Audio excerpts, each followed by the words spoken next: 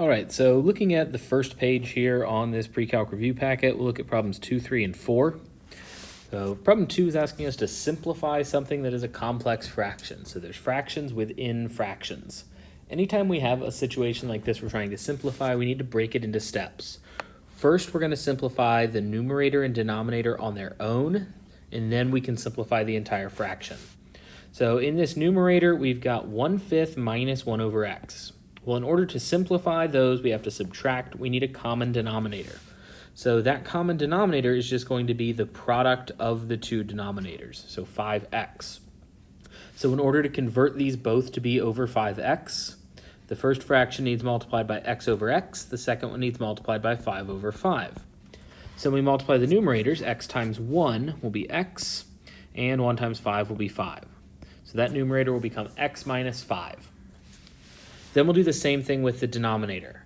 The denominator here, we're going to get a common denominator of, again, just the product of those two, 25x squared, meaning we need to multiply here by 25 and here by x squared. And really it's 25 over 25, x squared over x squared, so we're really just multiplying by 1. That way we're not actually changing anything. So 25 times 1 is 25, minus 1 times x squared is x squared. So now we've combined both the numerator and denominator into just one fraction each. Now we have a fraction divided by a fraction, so to do that we'll multiply by the reciprocal. So we're going to do x minus 5 over 5x times the reciprocal here, 25x squared over 25 minus x squared. And so I don't really need this part anymore in the denominator. I'll just work with this. Now here, if I wanted, I could multiply straight across, but I'm going to do some simplifying first because, let's see, I see 25 over 5. That's just 5 over 1. And then x squared over x, one of the x's will cancel out. So this part's just gone now, and this 25x squared has reduced down to just 5x. With the other terms, x minus 5, there's not really anything to simplify, but here, this is a difference of squares. I could factor that as 5 plus x times 5 minus x. And then I'm looking for a common factor. X minus 5 and 5 minus x aren't exactly the same factor, but they only differ by a factor of -1. So I'm going to take this and actually factor out a -1, and that's going to become x minus 5. And now that can divide out. So all we're left with then in the numerator is this 5x. And in the denominator, we've got 5 plus x. So 5 plus x times -1. Or on the answer key for that -1, I just pulled the negative out front of the fraction. So negative 5x over 5 plus x will be our answer for number 1. Number 2, we are simplifying again by factoring.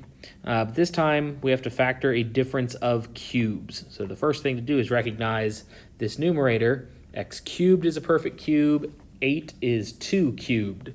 So these are both cubes. This is a difference of cubes. A difference of cubes will always factor as a binomial times a trinomial. The binomial is just going to be the 2 cube roots. So the cube root of x cubed is x. The cube root of 8 is 2. The trinomial is a little more complicated. It goes the first term squared, so x squared. Then the product of the 2 cube roots, so x times 2 is 2x. And then the second one squared, so 2 squared is 4. And then for the signs, I always just use the acronym SOAP. So the first sign is going to be the same as this one. So x minus 2. The second sign is going to be the opposite of the original one. So the original was a minus. The second sign is a plus. And then the AP in SOAP stands for always plus. The last sign is always a plus. So that difference of cubes will factor as x minus 2 times x squared plus 2x plus 4. Shoot, didn't mean to erase that. X minus 2 times x squared plus 2x plus 4 over this original denominator, x minus 2, and then we can see an x minus 2 will divide out. So x squared plus 2x plus 4. would be our simplified form there. This last one here, number 4, is pretty complicated. We have to understand what it's asking us to do before we can do anything with it. It's asking us to take the expression f of x plus h minus f of x over h and simplify it if f of x equals this function here, x squared minus 2x. This is the type of problem we will see once we get into Unit 2 in calculus. This thing is called a difference quotient, but that's not too important right now. The algebra here is what's important. So this part here, f of x plus h, well, anytime you see f of anything, that just means plug in this thing for x. So we're going to plug that in for both x's in this function. So for f of x plus h, that's going to be, instead of x squared, it's x plus h squared minus 2x plus h. So that is what f of x plus h is equal to, minus f of x. Well, what is f of x? It's just the original function. So minus, I'm going to put the original function in parentheses so that I remember I'm subtracting the whole thing. And all of this over h. Now I plug the stuff in, I need to simplify. So right here that we're starting with, x plus h squared, that's a binomial squared. So remember, we're really foiling there. So that's going to come out to be x squared plus there would be 2 factors of x, or hx, plus h squared. So that's my binomial squared. Here I'm just going to distribute negative 2. So minus 2x minus 2h. And then here this is minus, so I'm going to distribute the negative sign there. So minus x squared, that will become plus 2x. All of this is still over h.